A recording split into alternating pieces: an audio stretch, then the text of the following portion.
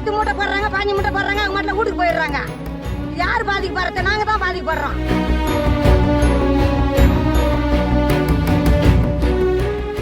கடலூர் மாவட்டம் பன்ருட்டி அருகே உளுந்தாம்பட்டில் உள்ள அரசு நேரடி நெல் கொள்முதல் நிலையத்தில் நெல் மூட்டைகளை எடை போட பணியாளர்கள் தாமதிப்பதாக விவசாயிகள் புகார் தெரிவித்துள்ளனர். தாங்கள் கொண்டு வந்த நெல் மூட்டைகளை எடை போடாமல் வியாபாரிகள் கொண்டுவரும் நெல் மூட்டைகளுக்கு முக்கியத்துவம் கொடுத்து ஊழியர்கள் எடை போட்டு கொள்முதல் செய்வதாகவும் விவசாயிகள் குற்றம் சாட்டியுள்ளனர்.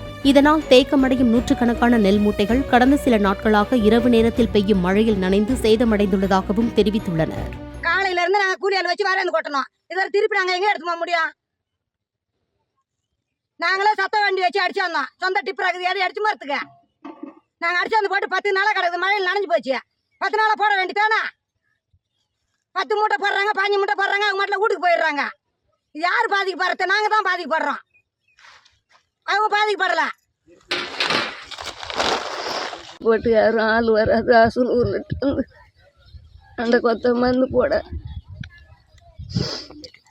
அது கூலி 300 ரூபான்னா மேலே அவங்களுக்கு பாட்டில் காய்ச்சி கொடுத்தா தான் வருவாங்க. எல்லா தண்ணியும் வந்து இது உள்ள புண்ணு. இப்போ எங்கேயும் காய வைக்கிறதுக்கு இடம் கிடையாது. நாங்கள் எப்படி வாரி போடுறோம்? ஆள் வச்சு வாரி போட்டோம்னாலும் இடம் இல்லை. காலம் பூரா பாடுபட்டு தூக்கி கொடுக்குறா. நாங்கள் என்ன செய்ய முடியும்? இதான் நாங்களுக்கு வகுத்து குழப்பம் இல்லைன்னு தான் இதை வந்து பயிர் வச்சுது.